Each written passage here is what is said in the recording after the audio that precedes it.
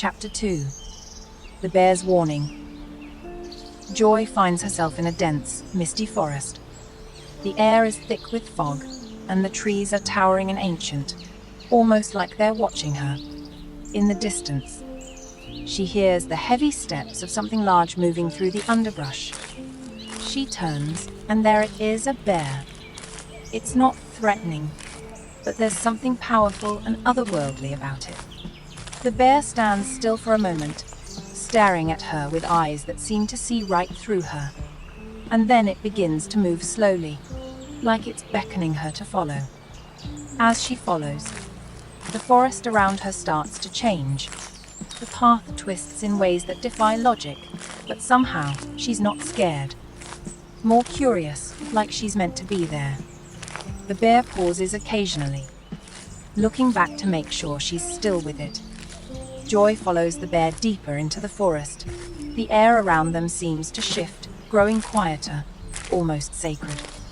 The bear stops and turns to face her. Its gaze feels like it's pulling at her very soul. Then, in a deep, rumbling voice that doesn't seem to come from its mouth, but rather from everywhere around them, the bear speaks. You've wandered far, Joy. But now you must choose.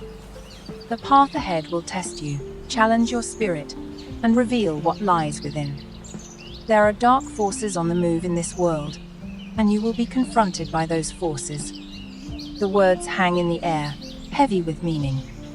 The bear doesn't move for a moment, letting the silence sink in.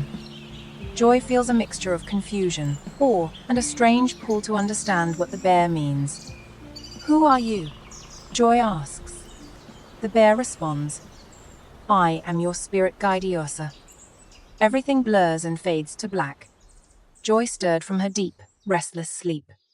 The faded sunlight peeked through the window of the inn room, painting the walls with its gentle glow. Her head was heavy, her mouth dry, and as she blinked, the dream she had just experienced still lingered in her mind. The image of the great bear, Ursa, filled her thoughts. The voice, firm but gentle, urging her to choose her path, stayed with her even as the waking world crept in.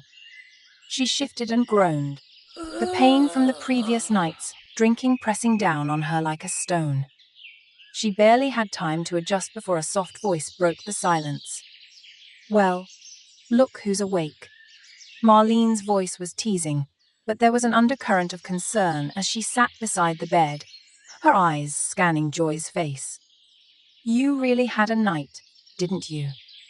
Joy groaned again, rubbing her forehead. What happened?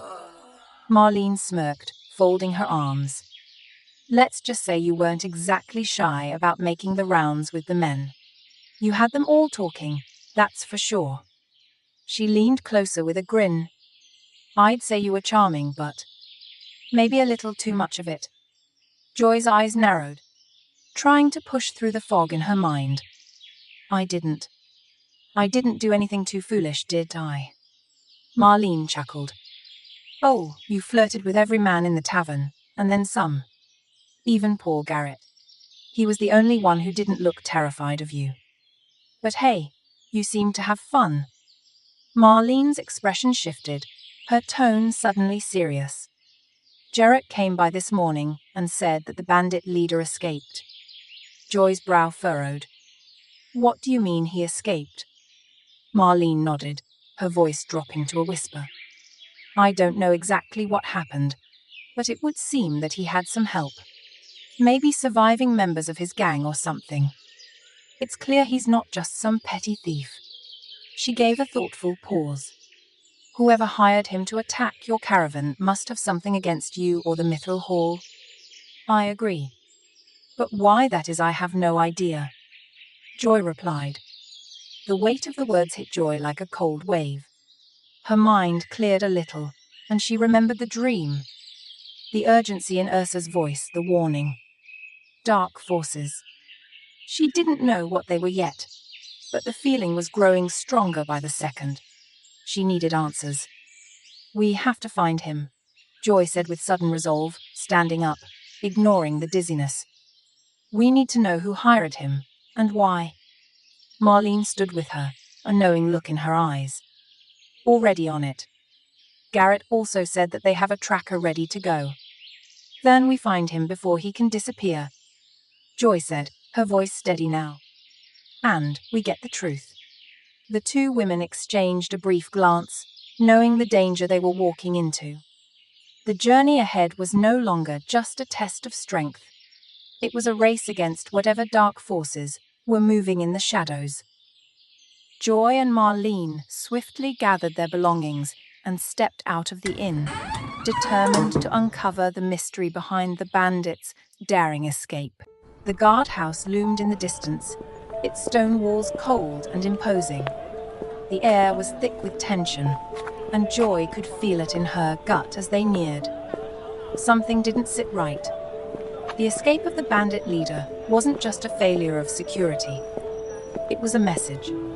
She could sense it, though the meaning of it remained just beyond her reach. As they walked up the steps, the doors swung open, revealing a chaotic scene inside.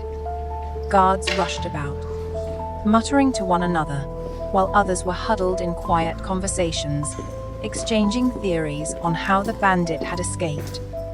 A burly guard looked up as they entered, his face drawn with frustration. "You're here about the escape, huh?" he asked, his tone short and gruff. "It happened during the night. We were all on patrol, but by the time we came back, the cell was empty. No signs of forced entry, no noise. He's just gone." Joy's brow furrowed. "Do you have any leads? Anyone who could have helped him?" The guard sighed and shook his head. "We've got a tracker on the case. A ranger that we have for situations just like this. He's already out searching for any sign of the bandit, but there's nothing so far. Whoever helped him had a plan." Marlene stepped forward, her eyes sharp. "And you haven't checked the cell itself for any clues?" "Of course we did," the guard replied, his voice tinged with irritation. "There were no obvious clues. Just some scratched up stone where the bars meet the wall, but nothing solid." Joy exchanged a glance with Marlene. "Do you mind if we take a look ourselves?" she asked. "Maybe there's something you missed." The guard hesitated but then nodded, seemingly too tired to argue. "Fine, go ahead. It's just down the hall." As they walked toward the cell, Joy couldn't shake the nagging feeling in her gut. Whoever had helped the bandit had done so with careful precision. There had to be more to this than just a simple prison break. They reached the cell, and the door creaked as the guard opened it. The space was small and cold, the walls lined with rough stone. The dim light from the flickering torch barely illuminated the floor, which was covered in dust and dried straw.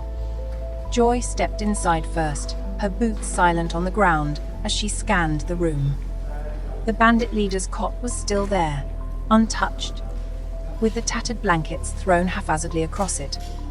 But it was the bars of the cell that caught her attention.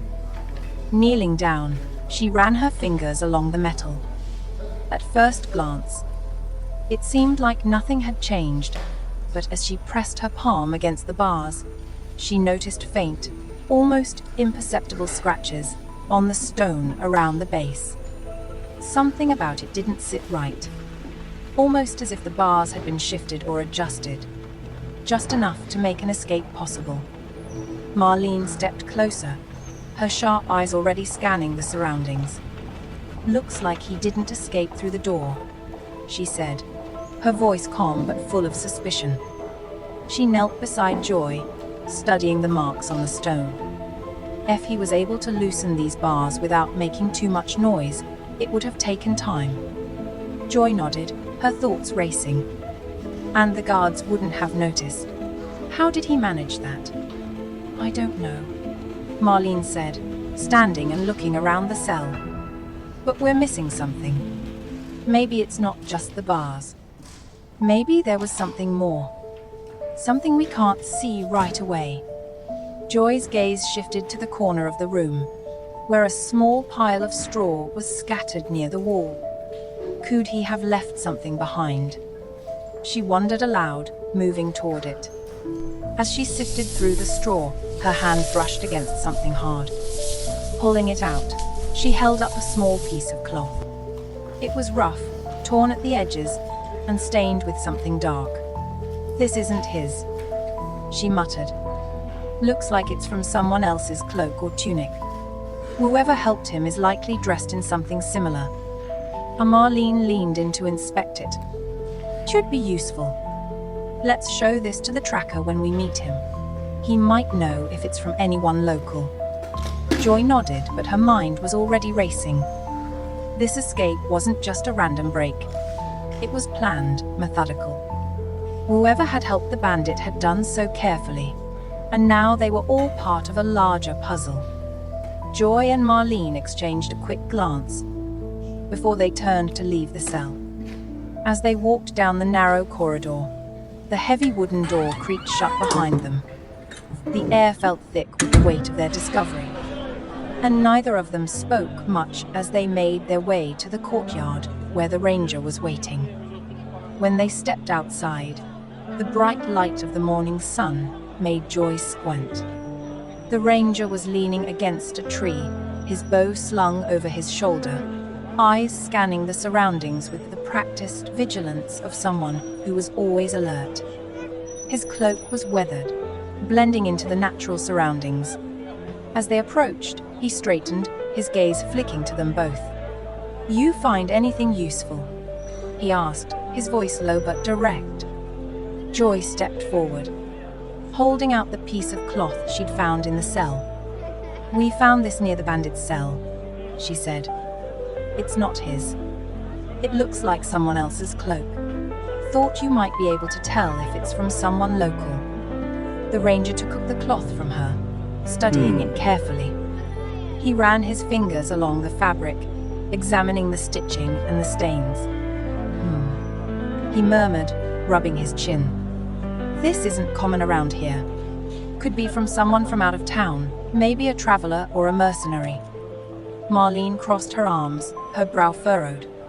"That means whoever helped him wasn't one of the regulars here." Joy nodded. "Exactly. It's not just a random escape. There's someone behind it." The ranger's sharp eyes flicked to Joy. "You think the bandit leader was just a pawn then? Or was he working with someone else?" "It's hard to say," Joy replied. "But this wasn't just a slip-up. Someone knew what they were doing. How to get him out without attracting attention." The ranger nodded slowly. "All right. Let's head out. We can track where this person came from. I'll need to get a better look at the surroundings. If they were nearby, they'll have left a trail. I'll find it." Marlene shifted her weight, giving the ranger a brief, skeptical glance. "You sure you can track them? Could be a lot of ground to cover." The ranger's lips curled into a thin smile. "I've been at this long enough to know how to read the signs. Just keep your eyes open. If the bandit leader had help, we're going to find out who." "My name is Branagh Oakthorn, by the way." "Nice to meet you, Branagh," Joy replied. Without another word, he turned, moving off toward the edge of town. Joy and Marlene followed, their footsteps quiet in the morning air as they set off in search of the bandit leader. Joy paused, glancing over at Marlene and Branagh, who were both ready to move out. "I need to send a message," she said, her voice firm with purpose. Marlene raised an eyebrow. "A message? We don't have time for delays, Joy." Joy gave a slight shrug, her expression serious. "It's important. The caravan I traveled with," she began, but Marlene interrupted. "The one you arrived with yesterday?" Marlene asked. "Yes. They're heading back to the Mithril Hall. And I need to let them know about what's going on here. I need them to understand someone's behind the bandit leader's attack, and the connection to Mithril Hall could be crucial. If there's any more danger, they need to be warned." Branagh nodded. "You're right to do this. We don't know who else might be involved, and the Mithril Hall should be aware of any potential threat." while Joy looked toward the town gate where she'd last seen the caravan preparing to leave. "It won't take long. I'll catch up with you both." Without waiting for further objection, Joy turned and walked briskly toward the small post where messages could be sent out to travelers. She quickly scribbled a short note, explaining the situation and urging the caravan to remain alert. She addressed it to the Mithril Hall and underlined the urgency with a few lines warning them of a potential threat under the involvement of paid bandits. The message read, "To the Council of Mithril Hall. I hope this message finds you well. I regret to inform you that I will not be returning with the caravan as originally planned. During our travels, we encountered a bandit group led by a man who was paid to attack us. I've been working with the local authorities to investigate further, but I believe there are darker forces at work behind this assault. I strongly advise that you increase vigilance around Mithril Hall and the surrounding areas. There may be more to this than it first seemed, and I feel that I must remain here to uncover the full extent of what's happening. Please keep the dwarves of the Mithril Hall safe, and know that my thoughts are with all of you. I will send word again when I can. Yours in strength, Joan Stonefist." With the message sealed, Joy called Rurik over, then handed him the message. "Jet this to the Mithril Hall," she instructed. "And quickly. It's important." Rurik nodded, Yes, quickly ma'am. taking the scroll and heading out with the caravan. Once Joy sent the message, she returned to the others. Marlene and Bernard were waiting at the edge of the guardhouse, looking impatient but understanding. "Let's go," Joy said, her face set. "We'll track this bandit leader down." They set off toward the outskirts of town, ready to follow the trail Bernard was sure to uncover. As Joy, Marlene, and Bernard head out of town, the cool morning air fills their lungs, and the sounds of the town start to fade away behind them. Bernard takes the lead, his experienced eyes scanning the landscape, looking for any signs of the bandits' movements. Joy and Marlene follow closely behind, their senses alert to the dangers that might be lurking. The path is rocky and uneven, the forest surrounding them dense with trees and underbrush. Birds chirp high in the branches, but there's a certain quiet underfoot. No animals seem to be stirring. After a few hours of travel, Bernard pauses. "We're getting close," he murmurs. "I can tell by the tracks. The bandits left a trail, but they're not far ahead. Keep your guard up." As they press on, the trail grows colder. Bernard mutters to himself, clearly frustrated at the difficulty of tracking someone who's been careful. The tension builds as they stop for a brief rest, checking for any signs of their quarry. And the day wears on without much progress. That evening, they make camp in a small clearing. The fire crackles softly as the group sits in silence, each lost in their own thoughts. Bernard sits slightly apart, staring into the flames, his mind focused on the task ahead. Marlene, ever the social one, glances at Joy. "So, what's your plan once we find this bandit leader?" she asks, leaning forward.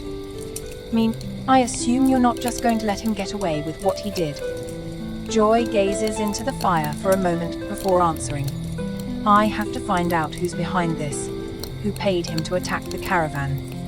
Mithril Hall deserves to know, and whoever's pulling the strings, they'll pay for it." Marlene nods. "Fair enough.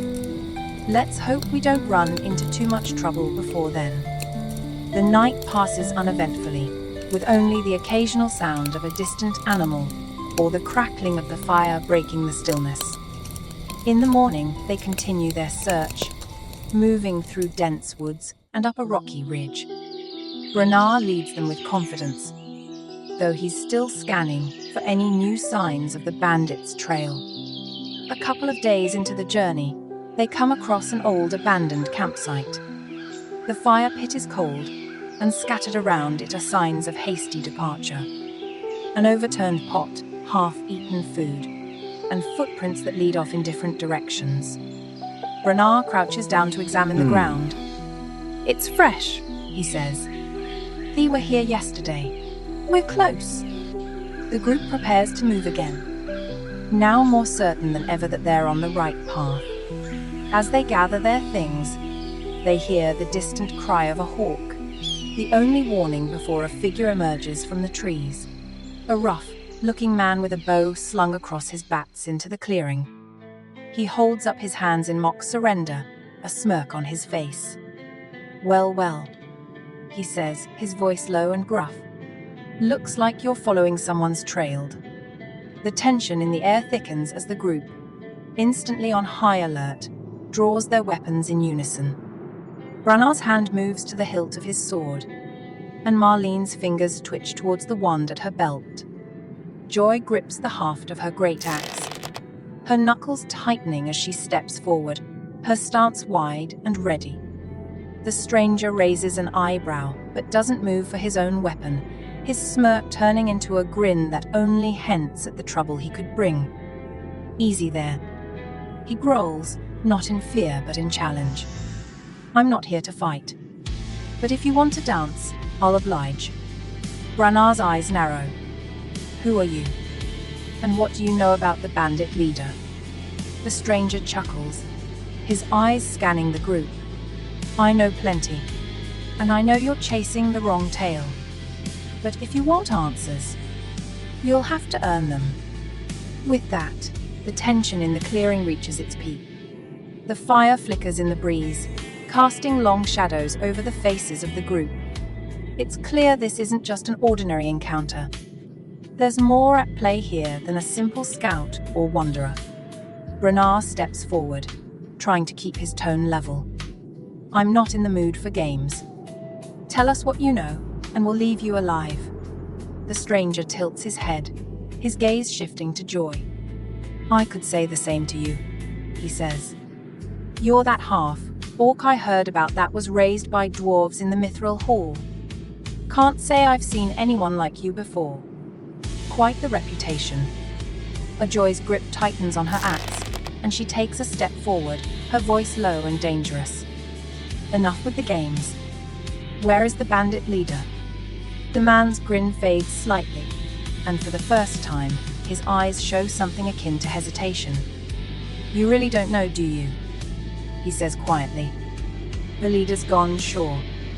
But you're still hunting shadows. There's something far darker behind all of this."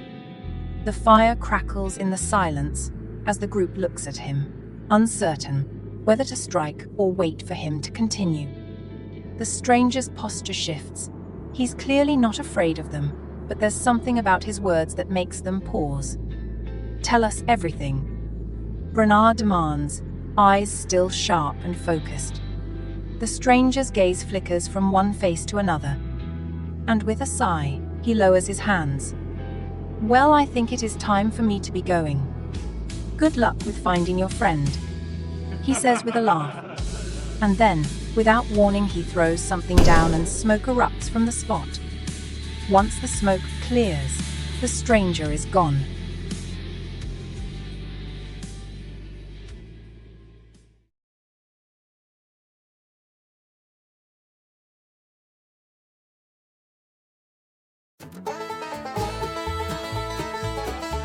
Why don't orcs ever tell secrets in the forest? Because the trees got too many roots in the gossip. That's nothing. Why did the goblin bring a ladder to the tavern? Why? Because he heard the drinks were in the house? Alright, enough jokes. We got serious business.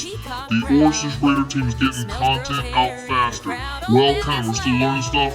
Turns out, figuring out software is harder than figuring out which end of a bat licks the hole. But once we get it all sorted, it'll be smoother than a troll's brain. So stick with us a lot, and in the meantime, like, subscribe, and share the videos, or we send the goblins after ya!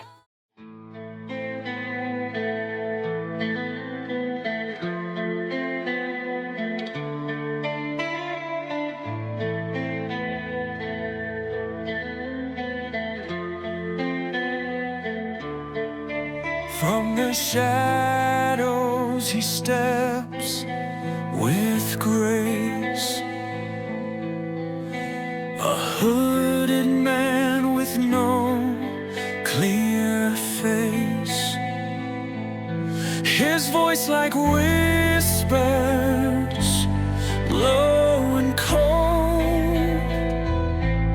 a tale of secrets yet untold.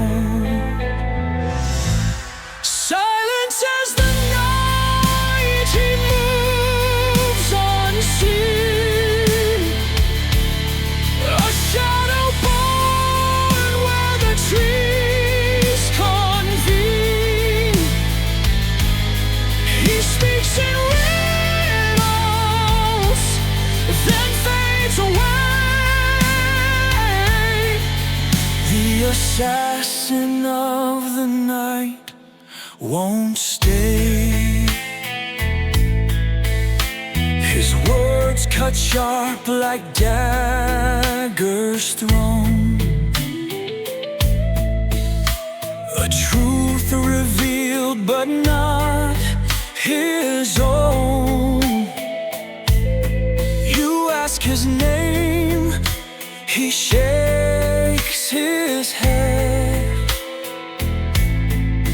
knowing me will leave you dead. Silence as the night he moves unseen, a shadow born where the trees convene. He speaks in riddles, then fades away. The assassin of the night won't stay. You reach for him, but there's no trace, just the wind that whispers in his place. His warning lingers, his purpose done, like fate